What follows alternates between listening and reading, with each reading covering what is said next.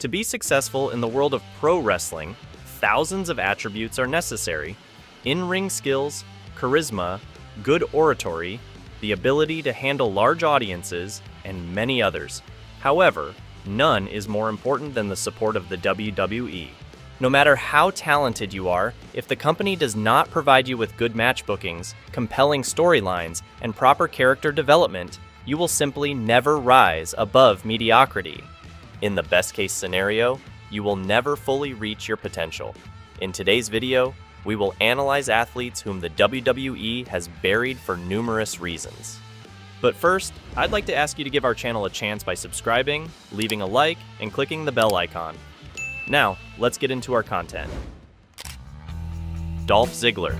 Dolph Ziggler, one of WWE's most talented performers, has been consistently underutilized and mistreated by the company. Despite his immense talent, charisma, and technical prowess, Ziggler has repeatedly been denied the opportunities he deserves. One notable instance of Ziggler being on the cusp of stardom was his Money in the Bank victory in 2012. This win promised a significant push, and when he cashed in the contract to become World Heavyweight Champion in 2013, it was a momentous occasion. However, his reign was cut short by an unfortunate concussion, and instead of being given a chance to recover and regain momentum, the company quickly relegated him back to the mid-card. This abrupt demotion hindered his ability to establish himself as a main event player. Another example is his Survivor Series 2014 performance, where Ziggler was the sole survivor in the Team Cena versus Team Authority match.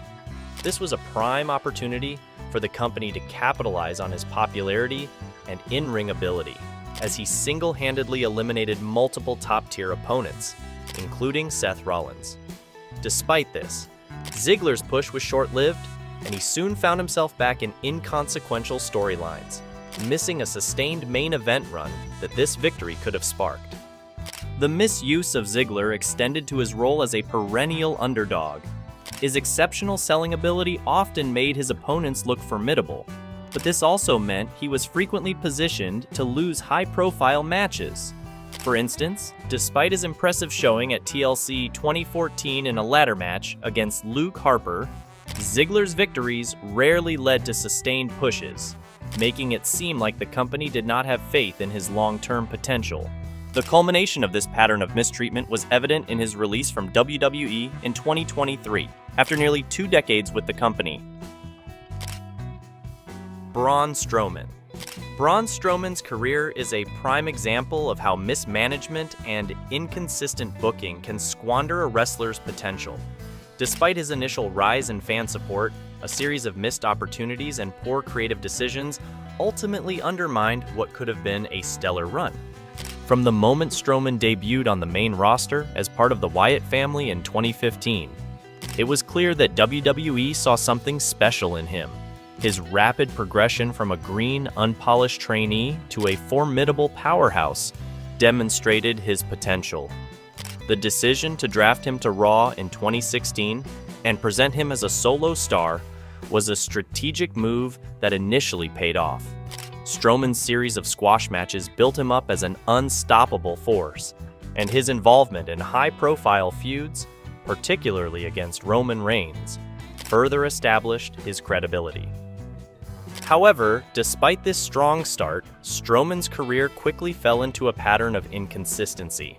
His feud with Roman Reigns in early 2017 was a highlight, featuring memorable moments like flipping an ambulance and defeating Reigns at Payback. Yet, these peaks were often followed by disappointing setbacks. For instance, after his dominant performance in the SummerSlam 2017 main event, he lost to Brock Lesnar in a singles match, which significantly dented his momentum. 2019 saw Strowman in various underwhelming storylines, including a forgettable feud with Bobby Lashley and a bizarre match against Tyson Fury. Even his first singles title win, the Intercontinental Championship, was short-lived and transitional. The onset of the pandemic in 2020 saw Strowman thrust into the Universal Championship picture due to Roman Reigns' absence. Strowman's title win over Goldberg at WrestleMania 36, which occurred without a live audience, was less impactful than it should have been. His subsequent feud with Bray Wyatt and eventual loss of the title further highlighted WWE's lack of long-term planning for his character.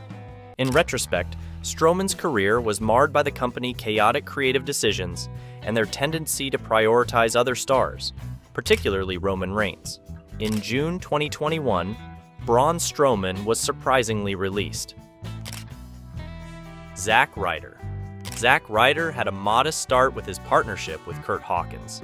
However, his career took a drastic turn after he became the internet champion starting his vlog series, True Long Island Story. By doing so, he garnered a large fan base on his own without needing the company's goodwill. Today, analyzing how important social media is for building public figures, we can see that Zack was a wrestler well ahead of his time. Regardless, after gaining popularity, Zack had the chance to work with industry giants. Ryder's hard work culminated in him winning the United States Championship at TLC 2011. This was a crowning achievement for Ryder, who had worked tirelessly to get over with the fans without much initial support from the company. The following night, he kicked off Raw alongside CM Punk and Daniel Bryan, marking a high point in his career. Despite his growing popularity, the company booking decisions soon began to undermine Ryder.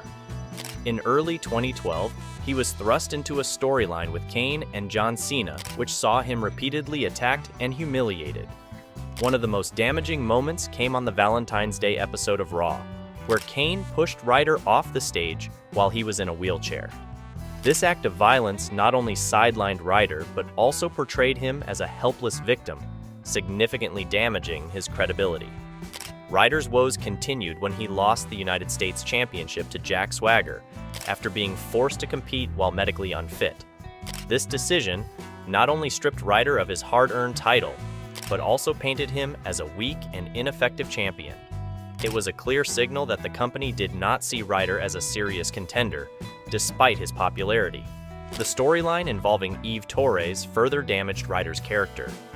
Eve manipulated Ryder, leading to a series of embarrassing segments where Ryder was portrayed as naive and gullible. This culminated in Eve kicking Ryder in the groin after a match at WrestleMania, making him look foolish and weak in front of the entire universe. After several years in the mid-card, Ryder was eventually released. However, he also had one of the biggest career turnarounds in history, once again gaining popularity under his own name, and in the Indies, under the moniker Matt Cardona, he achieved great success.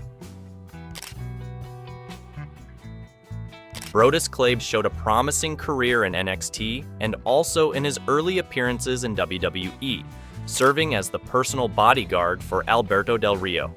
In addition to his clearly imposing appearance, Clay moved in a way far above average for someone of his stature and delivered decent matches. However, after a series of creative issues with the management, Clay was assigned the character Funkasaurus. This gimmick caused him to lose all his credibility with the fans, and he was used exclusively for comedic purposes until his release. And there you have it, folks. Wrestlers whose promising careers were unfortunately derailed by WWE's creative decisions. Each of these athletes had the potential to reach great heights, but were hindered by characters that failed to connect with fans and showcased none of their true talent.